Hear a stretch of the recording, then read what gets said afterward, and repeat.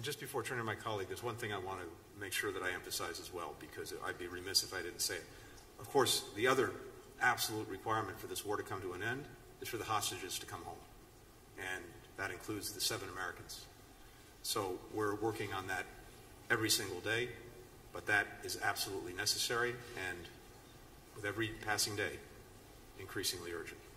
Secretary Austin, Secretary Blinken, do you see a Lebanon ceasefire deal coming together? Is that on the horizon? And then in Gaza, the U.S. has been pushing Israel for answers on that devastating strike in Bet Lahia for days now, to no avail. Also, the letter you sent to the Israeli government called for the creation of a new channel on civilian harm incidents by the end of this month. So far, it doesn't appear that has happened. Has anything changed on either of those fronts? And if not, how do you justify continuing to arm a foreign power that won't cooperate? I'm happy to start.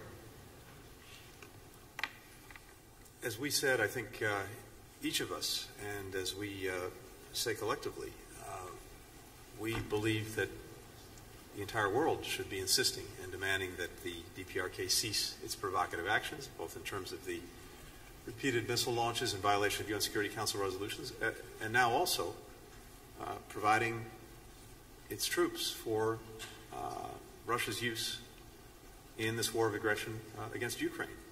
And when it comes to China, as a member of the United Nations Security Council, we would and should expect no less. And we've had communications with China. In fact, we had a robust conversation just this week, and I think they know well the concerns that we have and the expectations that both in word and deed they'll use the influence that they have to work to curb these activities. So we'll see if they take action. But I think this is a demand signal that's coming not just from us, but from countries around the world that see what the DPRK is doing, both in the immediate region on the Korean Peninsula, but also what it's doing in Europe. Now, it's also very important to note that this is a two-way street between DPRK and Russia. We're seeing what DPRK is providing to Russia in terms of troops. We're very focused on and concerned about what Russia might be doing in order to enhance the DPRK's capacities, its military capacity. That, too, should be of real concern to China because it's profoundly destabilizing in the region. On Lebanon, let me just say that we are working very hard and making progress on reaching understandings of what would be required for the effective implementation of UN Security Council Resolution 1701. This would be the basis of a diplomatic resolution to the crisis. It's important to make sure that we have clarity, both from Lebanon and from Israel, about what would be required under 1701 to get its effective implementation. The withdrawal of Hezbollah forces from the border, the deployment of the Lebanese armed forces, the authorities under which they'd be acting, an appropriate enforcement mechanism. And I can tell you that based on my recent trip to the region, the work that's ongoing right now, we have made good progress on those understandings. We still have more work to do, but that's what's necessary to get us to a diplomatic resolution, including through a ceasefire. And with regard to Gaza, I can tell you a couple of things. First, both of us and our teams are tracking very carefully Israel's responsibilities to meet the letter of the law as we sent it jointly to our Israeli counterparts with regard to the provision of humanitarian assistance. And there's been real progress, but insufficient, and we're working on a daily basis to make sure that Israel does what it must do to ensure that this assistance gets to people who need it inside of Gaza. It's not enough to get trucks to Gaza.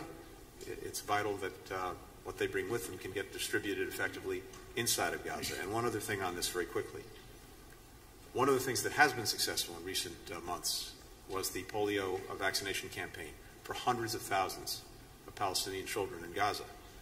But in order for that campaign to be concluded, we have to complete a second round of vaccinations. And these vaccinations have to happen within a certain period of time from the first round of vaccinations. It is urgent that this be completed in the days ahead.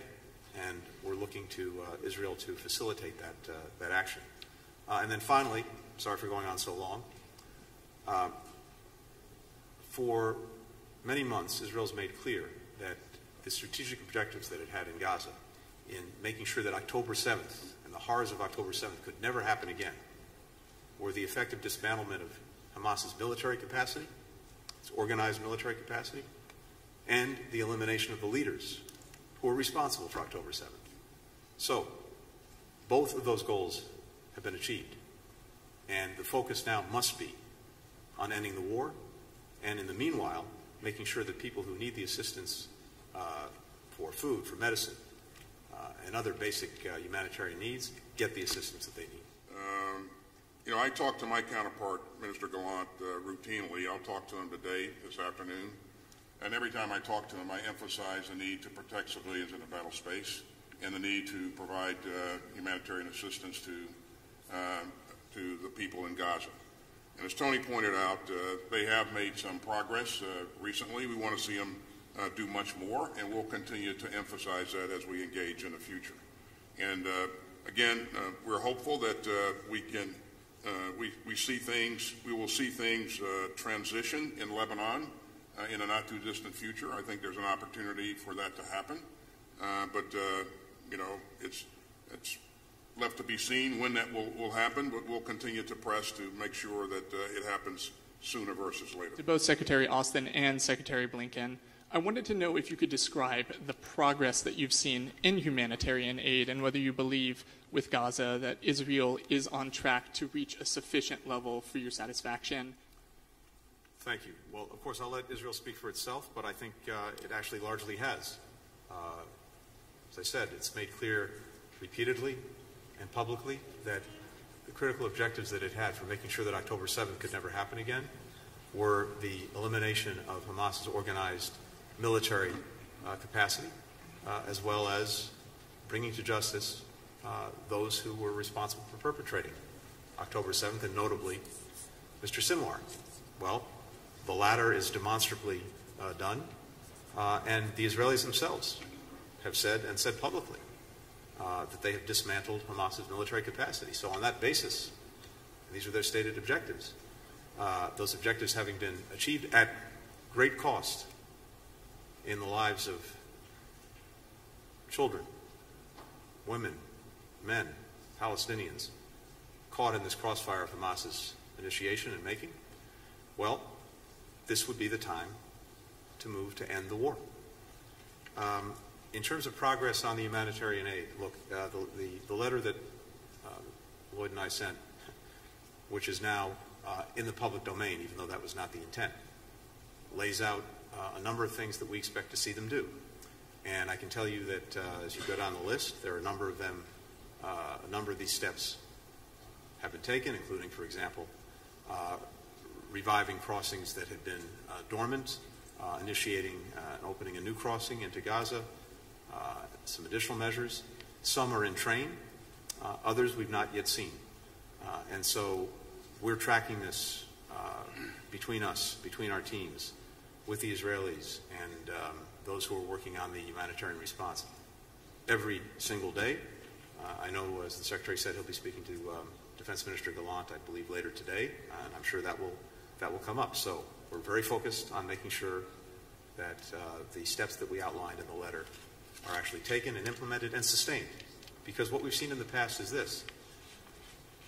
We've seen Israel take important steps, for example, this spring, also in response to what the United States said was necessary to improve the humanitarian situation for people in Gaza. And we saw real progress, and then we saw it diminish and then tail off, which is one of the reasons we felt it was so imperative to write to our counterparts and to see action taken on this. Regarding progress with respect to the delivery of humanitarian assistance, I agree with what Tony has said. We are seeing progress, and we'll continue to watch this on a daily basis, and I'll continue to engage my counterpart and encourage him to pick up the pace. More crossings being opened, more humanitarian assistance going in. We just got to make sure that they increase it even more. And just before turning to my colleague, there's one thing I want to make sure that I emphasize as well, because I'd be remiss if I didn't say it. Of course, the other absolute requirement for this war to come to an end is for the hostages to come home. And that includes the 7 Americans. So we're working on that every single day, but that is absolutely necessary and with every passing day, increasingly urgent.